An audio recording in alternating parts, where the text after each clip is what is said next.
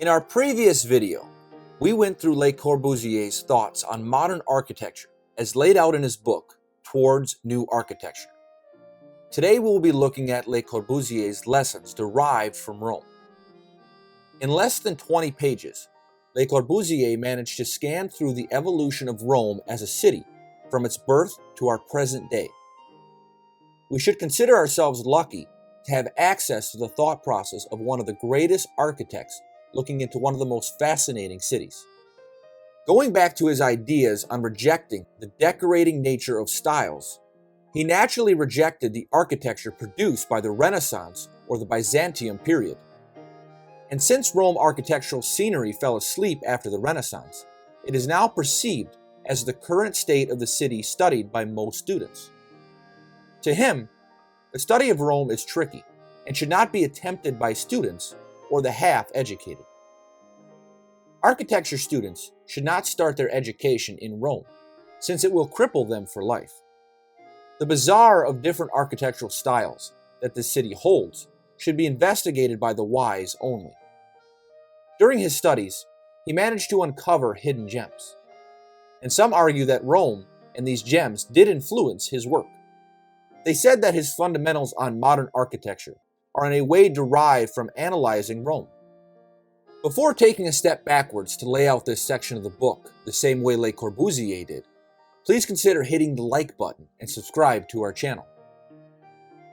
The early Roman people were brutal, with an enormous desire to dominate. And since the city lacked any town planning, the early Roman city walls were too crowded. The houses were piled up to 10 stories high, and the city was in general all huddled together. After that period came the conquering of Greece, and it brought with it the Greek appreciation of simple forms and mathematical harmony. Briefly after that, some beautiful structures started to rise outside the city where they had more space to work with. One of these structures are Hadrian's Vias. Le Corbusier considered it as the first Western attempt for planning on a grand scale. Throughout the Vias, the Romans showed their understanding for the architecture fundamentals of arrangement. Unfortunately, arrangement is one of many foundations for architecture and is not enough to create emotional, moving architecture, so he did not consider the Vias a success from an architecture standpoint. Soon afterwards, the Roman engineers started inventing new methods of constructions, and with it did impressive things.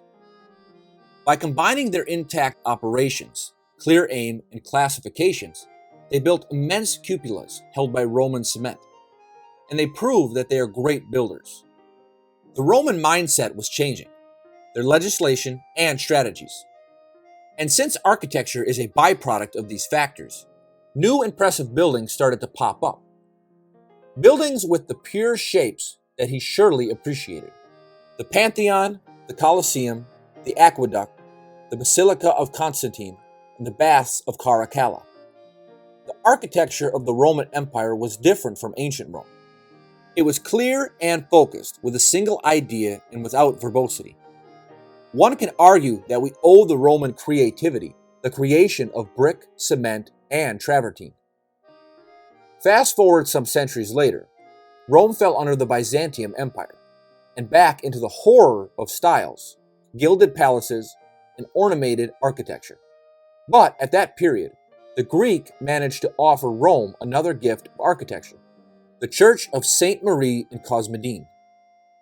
He saw in this church all what we aspired for as a modern architect, from its pure geometry, simple use of materials, and its sense of relationship. You can sense in his writings that Le Corbusier was somehow enjoying the mocking aspect of this beautiful church, standing proud and simple in the city of the noble Romans with their ornamented palaces. Through the Renaissance and its horrors for architecture, as he called it, Le Corbusier admired the work of Michelangelo and considered him a man that can be found once every 1,000 years. For him, Michelangelo overshadowed the classical epoch. After his passing, Rome fell asleep for the last time and hasn't woken up since.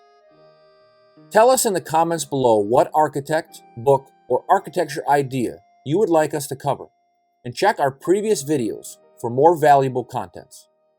Thank you.